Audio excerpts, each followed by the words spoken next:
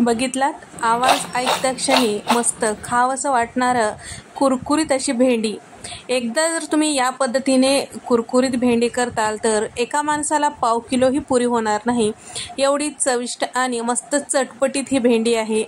चला तर मग रेसिपीला सुरुवात करूया। तर या इथे मी पाव किलो भेंडी स्वच्छ धुवून पुसून घेतलेली आहे, त्याला पूर्णपणे कोरडं केलेलं आहे। जमेल तेवढं आपल्याला बारीक याच्या फोडी करून घ्यायचं आहे, पहा अशा पद्धतीने। तर या ठिकाणी इतपत मी हे बारीक फोडी ठेवलेले आहेत, पहा।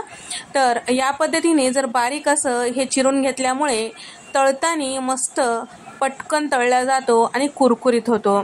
तर आता हे चिरून घेतलेली सगळी भेंडी एका पातेल्यामध्ये काढून घेतलेला आहे। यामध्ये टाकत आहे लाल मिरची पावडर 1 चमचाभर, अर्धा चमचा बेडगी मिरची पावडर आणि सोबतच यामध्ये टाकत आहे 1 चमचा धने पावडर, अर्धा चमचा हळद आणि अर्धा चमचा गरम मसाला आणि त्याचबरोबर यामध्ये टाकत आहे अगदी पाव चमचा भाजलेले जिऱ्याची पूड आणि चवीपुरतं मीठ।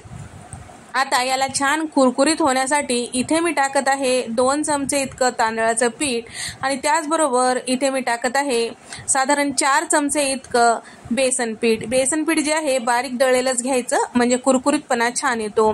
सोबतच इथे मी साधारण 2 चमचे इतकं लिंबाचा रस टाकून घेत आहे। त्याचबरोबर यामध्ये टाकत आहे 8 ते 10 कढीपत्त्याची पानं, थोडेसे मोठे अशा पद्धतीने हाताने तोडून टाकत आहे आणि तसेच यामध्ये टाकत आहे साधारण 4 ते 5 चमचे पाणी, म्हणजे बेसन पीठ आणि तांदळाचं पीठ व्यवस्थित असं या भेंडीला कोट होईल। जास्तीचं पातळ करायचं नाही, फक्त हे पीठ जे आहे भेंडीला छान असं कोट झालं पाहिजे इतपतच आपल्याला पाणी टाकायचं आहे। जर तुम्ही जास्ती पाणी टाकताल तर भेंडी आपली कुरकुरीत होणार नाही, हे लक्षात ठेवा। या ठिकाणी सगळं पीठ तुम्ही बघू शकता भेंडीला छान असं कोट झालेलं आहे आणि आता आपण तळून घेऊया। तळण्यासाठी मी तेल आधीच गरम करायला ठेवलेलं होतं। छान तेल जे आहे कडकडीत गरम असायला पाहिजे, तेव्हाच आपल्याला भेंडी या तेलामध्ये सोडायची आहे।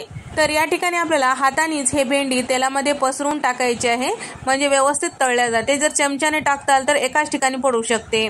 थोडंसं तळणं झाल्यानंतर एखाद भेंडी जरी चिटकून असेल तर या पद्धतीने आपल्याला झाऱ्याने मोकळं करायचं आहे। त्यानंतर सगळीकडून व्यवस्थित असं पलटून घ्यायचं आहे। तर इथे आपल्याला भेंडी तळते वेळेस कुठेही गॅसचा फ्लेम कमी करायचा नाही, मोठ्या गॅसवरच आपल्याला हे भेंडी छान कुरकुरीत होईपर्यंत तळून घ्यायचं आहे। छान असं हे भेंडी लालसर रंगावर झाल्यानंतर आपल्याला प्लेटमध्ये काढून घ्यायचं आहे। तर या ठिकाणी सगळी भेंडी याच पद्धतीने आपल्याला तळून घ्यायची आहे। ही जे कुरकुरीत भेंडी आहे साधारण 5 ते 6 दिवस सहजपणे टिकून राहते, शिवाय याला आपल्याला गच्च झाकणाच्या डब्यामध्ये ठेवायचं आहे, लक्षात ठेवा। तर या ठिकाणी आपली ही भेंडी सगळी तळून झालेली आहे। आता याच तेलामध्ये इथे मी साधारण 1-2 मूठ इतके शेंगदाणे छान साल तडकेपर्यंत आपल्याला हे शेंगदाणे तळून घ्यायचे आहेत, म्हणजेच कुरकुरीत होईपर्यंत। या ठिकाणी आपले शेंगदाणे सुद्धा छान असं तळल्या गेलेले आहेत। आता तळलेल्या भेंडीवर हे टाकून घेऊया। तर या ठिकाणी तुम्ही बघू शकता मस्त कुरकुरीत भेंडी तयार झालेली आहे।